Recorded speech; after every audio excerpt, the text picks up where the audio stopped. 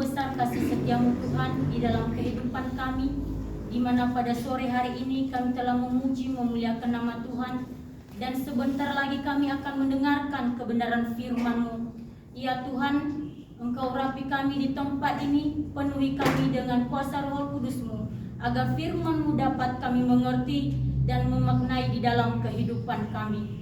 Dalam nama-Mu Tuhan, kami siap mendengarkan firman-Mu. Amin. Jemaat Tuhan dipersilakan duduk kembali. Saya sapa kita semua, Shalom. Shalom. Sungguh besar cinta kasih Tuhan, sangat luar biasa di mana Tuhan bisa mengumpulkan lagi kita di tempat ini untuk memuji memuliakan nama Tuhan dan untuk mendengarkan kebenaran firman Tuhan. Baik, langsung saja pada saat ini kita akan mendengarkan kebenaran firman Tuhan yang terambil dari 1 Raja-Raja pasal 9 ayat yang ke-10 sampai yang ke-28.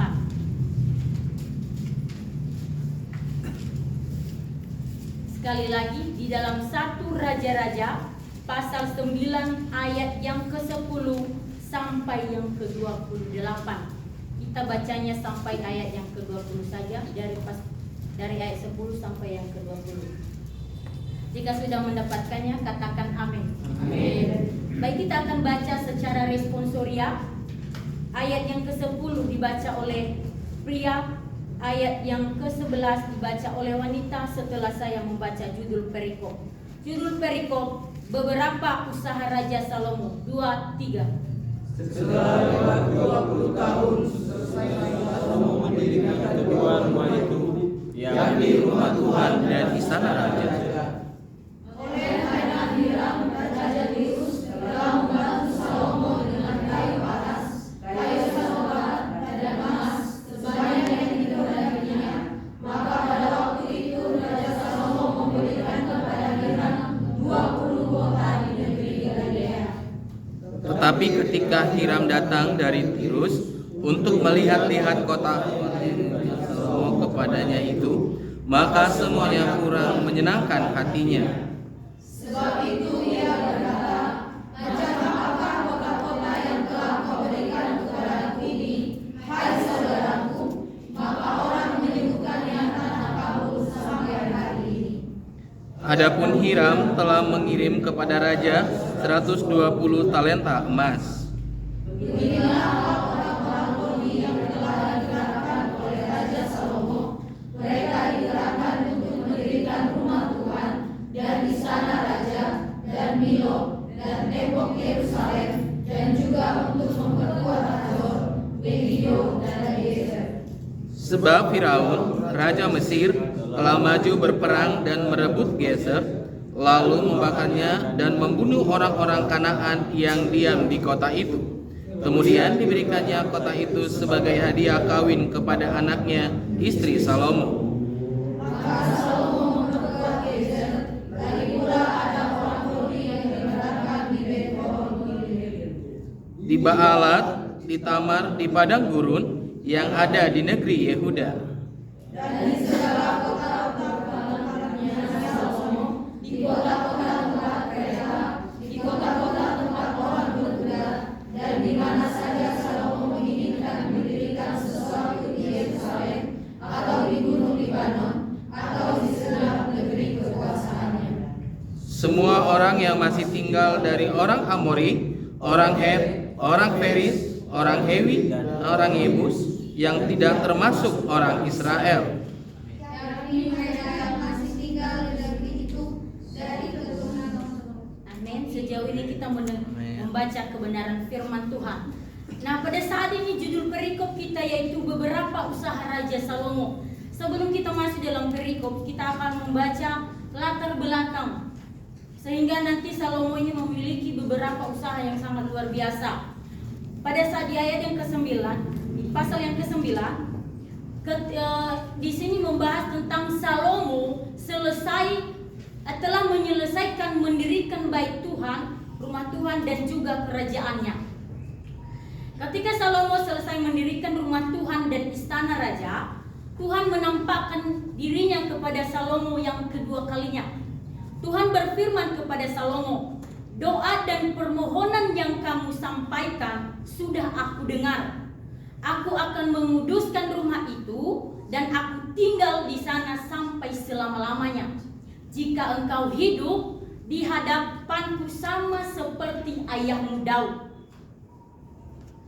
dengan tulus hati dan dengan benar sesuai dengan perintahku kepadamu, maka aku akan meneguhkan tata kerajaanmu atas Israel. Tetapi jika kamu berpaling daripadaku, maka aku akan melenyapkan orang Israel. Nah, setelah Tuhan berfirman kepada Salomo, Salomo melakukan semua itu, dan sehingga dia mendapatkan kekayaan yang luar biasa. Pada saat ini saya memberikan tema bagi kita, impian yang tercapai. Mengapa saya mengangkat tema impian yang tercapai? Karena di masa kepemimpinan Daud, dia belum mendirikan rumah Tuhan. Nah, mengapa bukan Daud yang mendirikan rumah Tuhan pada saat itu? Kita sama-sama membuka Alkitab kita di dalam 1 Tawarikh pasal yang ke-22 ayat 7 sampai yang ke-8. Di dalam 1 Tawarikh pasal yang ke-22 ayat 7 sampai 8. Mengapa bukan Salomo yang mendirikan rumah Tuhan? Saya akan membacakannya kepada kita semua. Kata Daud kepada Salomo, pasal 7. Kata Daud kepada Salomo, anakku, aku sendiri bermaksud hendak mendirikan rumah bagi nama Tuhan Allahku.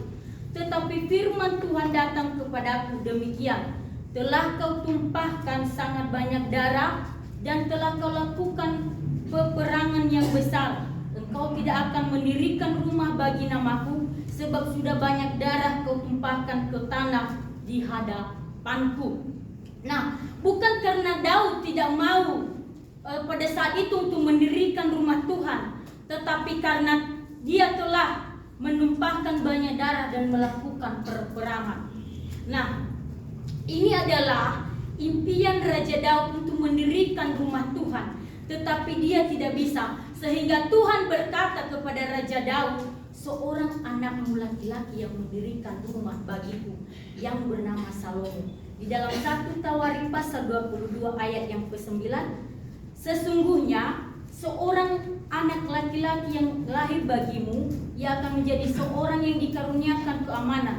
Aku akan mengaruniakan keamanan kepadanya dari segala musuhnya di sekeliling. Ia akan bernama Salomo.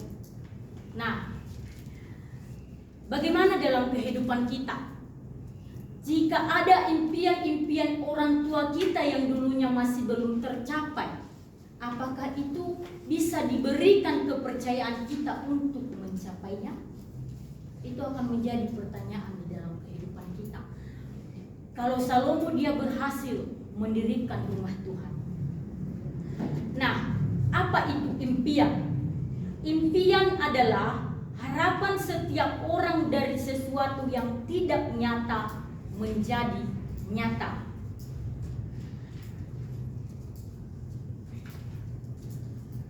Nah, setelah Salomo mendirikan rumah Tuhan, Tuhan berfirman kepada Salomo, yaitu yang pertama, hidup benar dan tulus hati. Di dalam pasal yang ke-9 ayat 7 sampai yang ke-8. Hidup benar dan tulus hati. Di mana pada saat itu Tuhan mengatakan kepada Salomo, jika engkau hidup benar dan tulus hati, maka kerajaan Salomo itu akan dikokohkan.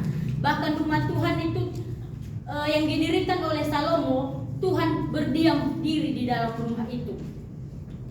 Nah, yang kedua yaitu tidak meninggalkan Tuhan. Di pasal yang ke-9 ayat 6 sampai yang ke-9. Pada saat itu Tuhan berfirman, jika engkau tidak meninggalkan aku, maka tata kerajaanmu itu akan kekal sampai selama-lamanya. Dan terbukti Salomo itu tidak meninggalkan Tuhan, sehingga semua usaha-usahanya itu dibuat berhasil oleh Tuhan. Nah, yang dilakukan Salomo setelah impiannya yang tercapai, poin yang pertama yaitu mengingat orang yang pernah menolongnya. Di ayat ke-11, oleh karena itu Hiram Raja Tirus telah membantu Salomo dengan kayu aras, kayu sanabor, dan emas sebanyak yang dikehendakinya. Maka pada waktu itu Raja Salomo memberikan kepada Hiram 20 kota di negeri Galilea. Pada saat Salomo mendirikan rumah Tuhan dan juga kerajaannya, dibantu oleh Hiram. Tetapi setelah 20 tahun selesai Salomo mendirikan rumah Tuhan, dia yang tidak melupakan orang yang pernah menolongnya, dia berbagi pada saat itu. Itulah yang dilakukan Salomo pada saat dia telah mencapai itu. Nah, poin yang kedua yaitu bekerja sama dengan orang lain. Di ayat yang ke-22. Tetapi orang Israel tidak ada yang dijadikan budak oleh Salomo, melainkan mereka menjadi prajurit, pegawai pembesar, perwira, atau panglima atas pasukan kereta dan pasukan berkuda. Setelah Salomo berhasil mendirikan kerajaannya, dia juga membutuhkan orang lain. Bagaimana dalam hidup kita? Ketika kita sudah mencapai sebuah mimpi kita, yaitu membangun sebuah perusahaan atau membangun sebuah sekolah, kita membutuhkan orang lain. Kita tidak bisa berdiri sendiri dengan apa yang telah kita bangun. Sama seperti Salomo.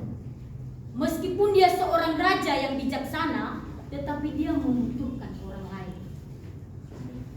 Yang ketiga yaitu tidak lupa mengucap syukur. Nah, di ayat yang ke-25, 3 kali setahun Salomo mempersembahkan korban bakaran dan korban keselamatan di atas mezbah yang didirikannya pada Tuhan. Yang dilakukan Salomo yaitu dia selalu mempersembahkan korban bakaran kepada Tuhan. Dia tidak lupa mengucap syukur. Setelah dia meraih mimpinya, setelah dia sukses, dia tidak lupa dengan Tuhan. Bagaimana dengan kita? Banyak sekali manusia yang di luar sana, kalau dia sudah sukses, dia akan melupakan orang yang pernah menolongnya. Bahkan dia nggak suka berbagi dan terlebih-lebih lupa dengan Tuhan, terlalu sibuk dengan impian yang sudah tercapai. Berbeda dengan Salomo, dia tidak lupa mengucap syukur kepada Tuhan.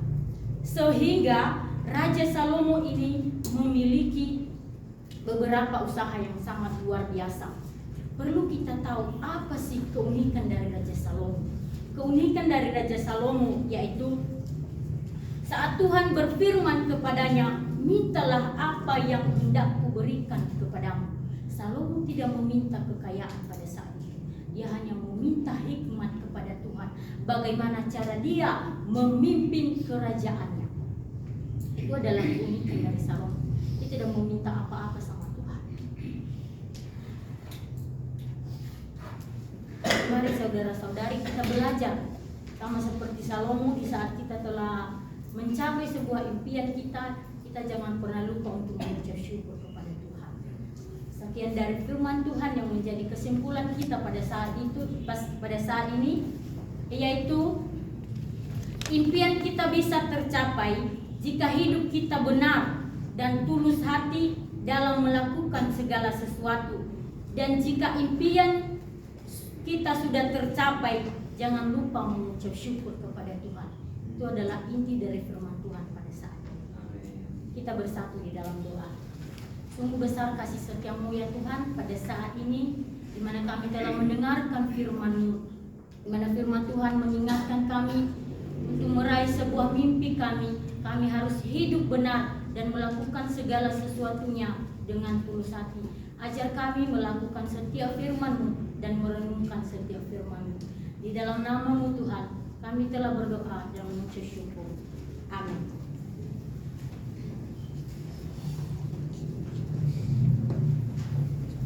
Amen to the truth of God's word.